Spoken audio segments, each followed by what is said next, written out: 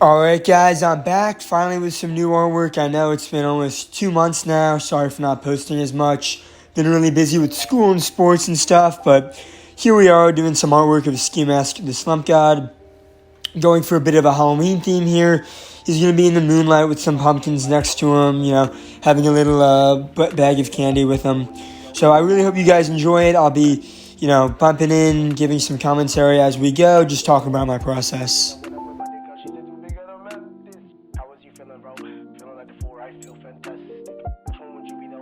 So I actually started off by taking some reference pictures of myself doing like a pose with a knife just so I could get a good idea of what I wanted to sort of have him doing, right?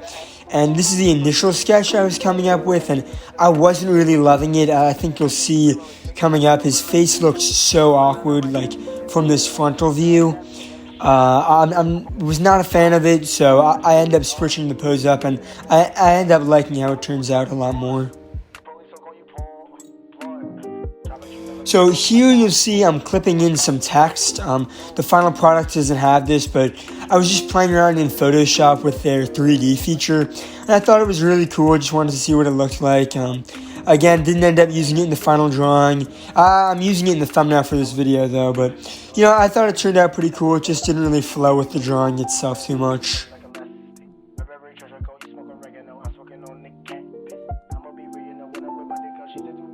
So here I am again, trying to figure out the pose. You can see I'm sort of struggling a bit. Now, this style that I'm doing, I wanted to try something more, I guess, cartoony almost, compared to what I was used to. And it sort of started with that trippy red drawing, and then if you looked at my Instagram, it really sort of came together in a drawing I did of a Little Uzi Vert. And I don't love how it looks, but I definitely like it a lot more than really wanting to be super realistic all the time.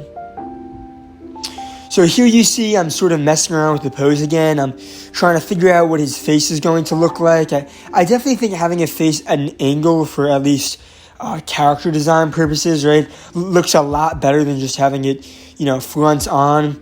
You'll see I even switched the positioning of his hand, the pose of his hand.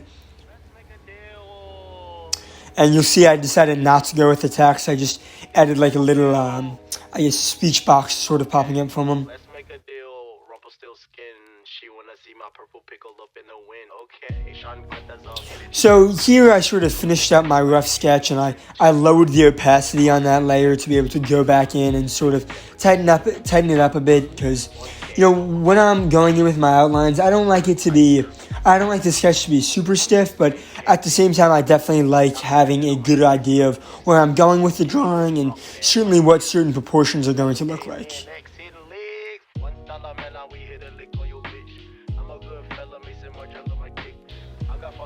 So you'll see here I start going in with my outlines, just figuring out his face.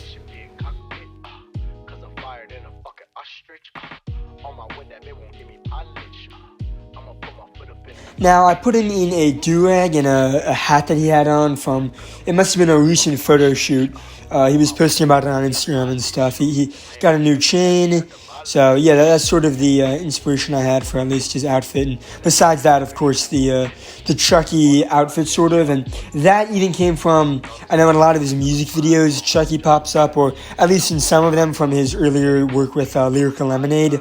And there's pictures with him with like a Chucky doll and stuff. So I figured, Chucky sort of goes along with the Halloween theme, and I put him in the drawing.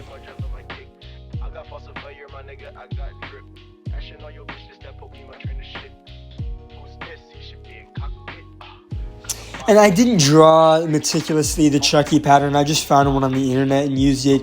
I think if I really wanted to, I could have, but I don't really think it was worth the effort to go through that. But one of the interesting things I did end up doing, right, is with this pattern, because of wrinkles and stuff, at certain points, you'd sort of have to adjust the way a part of it looks. If that makes sense, like if you zoom in and you look at the wrinkles, it's not just the flat pattern.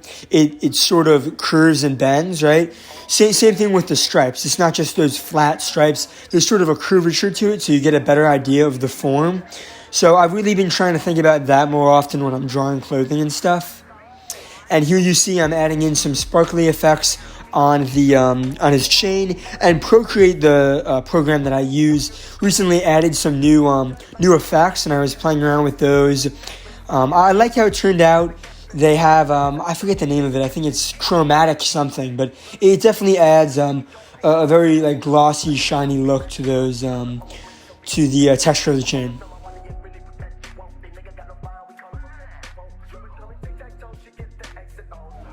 See here, I'm continuing coloring, just adding in some flat colors, working on the hat here.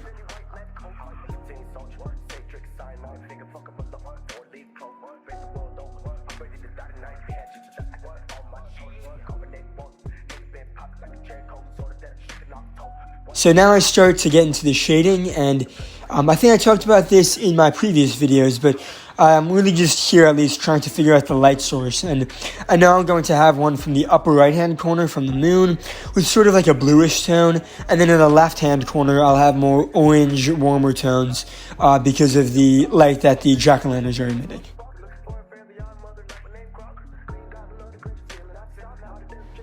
And now I'm shading the little, I guess, bag or bowl that he's carrying around.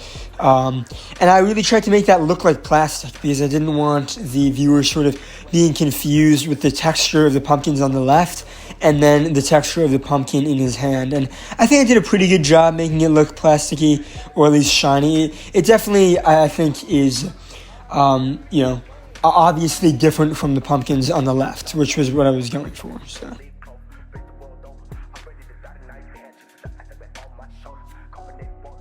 Here I think I'm starting to color in the ground. I think you'll see me start to shade it soon, but I really try and figure out making it look like it's rock, like I've been talking about in a lot of my videos. I'm trying to get texture sort of down, so it's not just like a boring, flat, like super shiny and perfect shading going on. And I think I did a pretty okay job with that. I still definitely need some practice, but it turned out alright.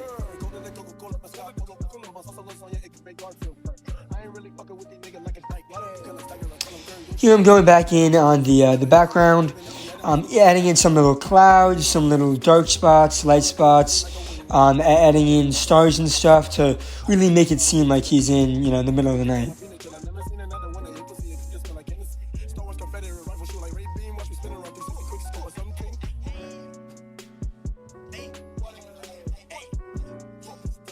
Here I sort of realized I wasn't thrilled with how the jack-o'-lanterns were looking, so I sort of went back in and sort of re-strategized how I wanted to shade them in. So you see me working on those right there.